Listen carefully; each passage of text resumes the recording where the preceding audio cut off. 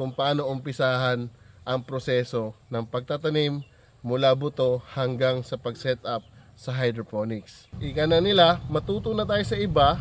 Siyempre, yung mga good practices nila, yun na yung kukunin natin, i-apply natin sa ating backyard farming or sa pag-uumpisa pa lang. Kaya mo bang magbenta, mag-alok sa mga kaibigan mo? Kaya mo ba yon? Kasi it's another skill set ang magbibenta. Ang pagtatanim ng gulay tulad nito sa hydroponics ay very basic lang. Ang pinaka end point talaga nito is how you sell the product. Light me up, don't you stop, 'cause tonight it's on the line. Show me how you get on down, close my eyes, take me for a ride.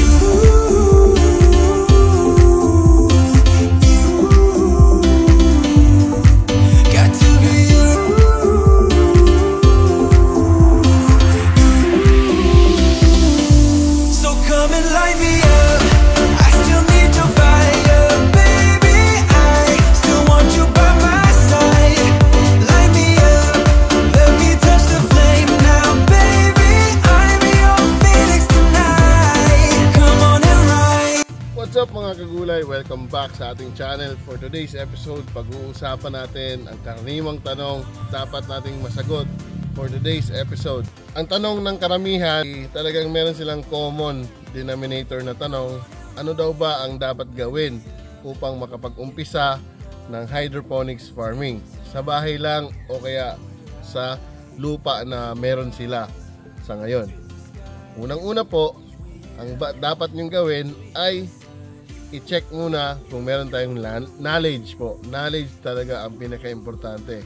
Eh kung wala, meron namang ino-offer dito sa YouTube na mga simple tutorials na mga videos kung paano siya gawin sa umpisa, ano mga basic materials at kung paano umpisahan ang proseso ng pagtatanim mula buto hanggang sa pag-set up sa hydroponics.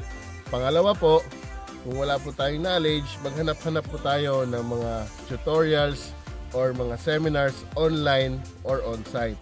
Sa online naman po, meron tayong uploaded na full online tutorials. Dito sa YouTube din, search nyo lang hydroponic seminar, lalabas na agad dyan. Dito naman sa YouTube natin, meron din po tayong basic, which is the Kratky method. Ito po yung pinaka-basic na hindi kailangan ng sobrang laki na oras na kailangan yung umabsent o kaya kailangan yung ng mga 5 hours a day. So, simple setup lang. So, pangatlo, puntahan nyo yung mga farms na nag-o-offer ng mga seminars sa hydroponics at saka sa ibang paghahalaman tulad ng agriculture, organic practices. So, kung meron na kayong knowledge, mabilis lang ang pag-set up ng hydroponics at wala po dapat tayong pressure kasi pang family consumption lang.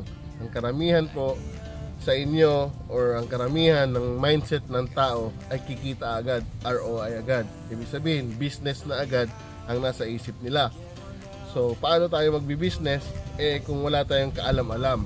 So, kahit anong larangan na papasukin natin na industriya, dapat po ang number one ay knowledge.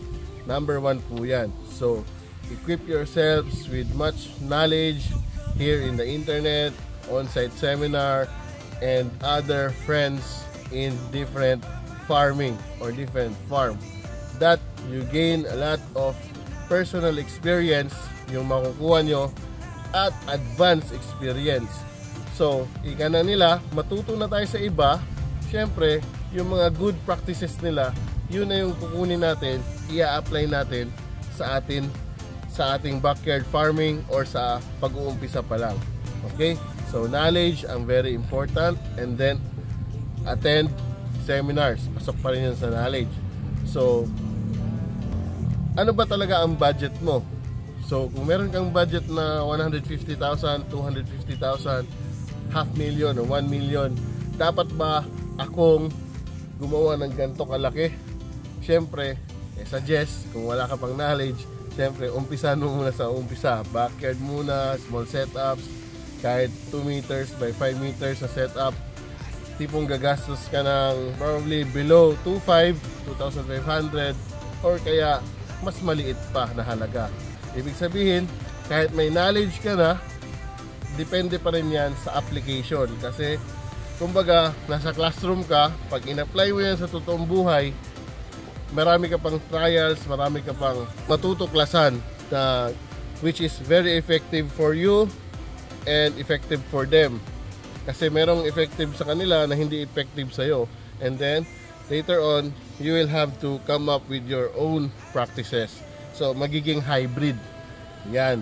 So, ibig sabihin, hindi ko na-encourage na ganito kalaki ang gagawin nyo kasi yung pang-apat is the market. Alam naman natin na meron talagang market ang ganito. May lettuce and other vegetables kasi kulang ang production sa Pilipinas. Pero, ang market na yan ay nandyan lang. Kumbaga tulog siya, willing to inform, you look around and parang pwede kang mag-post sa Facebook, ibuboost mo siya, and then that's the market comes. Pero dapat dahan-dahan kasi yung iba naman ang hinahanap. So not totally na merong market ay sigurado ka na ganito agad ng kalaki ang paggagawa mo.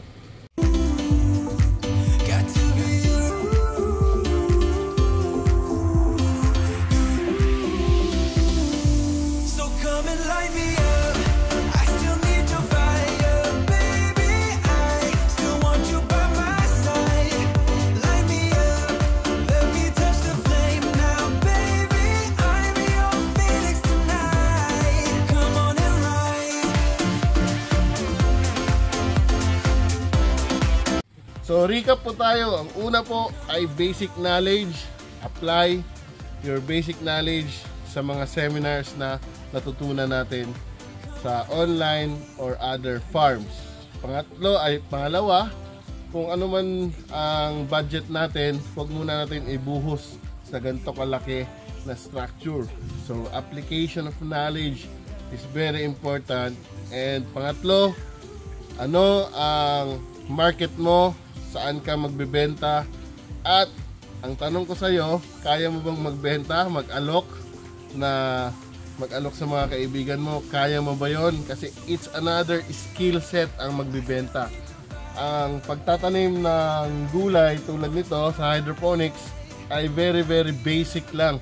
Ang pinaka end point talaga nito is how you sell the product. So kung gusto mo ibenta ng ganito, that will probably 30 to 50 pesos na ibenta.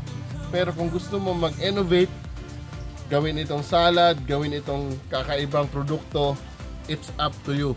So, for your creativity na yon. So, ganun lang po kasimple ang aking tips na ibibigay ngayon for today's episode para masagot yung simpleng tanong na dapat ba, ano ang gagawin ko kapag meron akong budget na 150 to 250,000 to 1 million, dapat ba ganito kalaki agad? So definitely not. You'll start gaining your knowledge through seminars, through books, through online, YouTube, and aside from that, apply that knowledge. And inform, number 3, inform the public or your market. And probably, pag na-inform na yung market niyan, may challenges yan along the way. Nandyan yung babaratin ka, be careful. Nandyan yung, akin na lang yan, may pasobra, wala bang pasobra. So, it's very hurtful pag narinig ka ng ganyan. Kaibigan ko naman to, pero naghihingi ng sobra. So, mga ganong kwentuhan, very realistic lang naman tayo. Okay? So, maraming salamat mga kagulay. Sana po ay nag-enjoy kayo for today's episode. Sana po nasagot natin ang katanungan na very very simple lang, dapat magganto kalaki agad ang gagawin kapag meron kang malaking pondo. So again, definitely not. Start small and then dream big. Okay? That's all for today.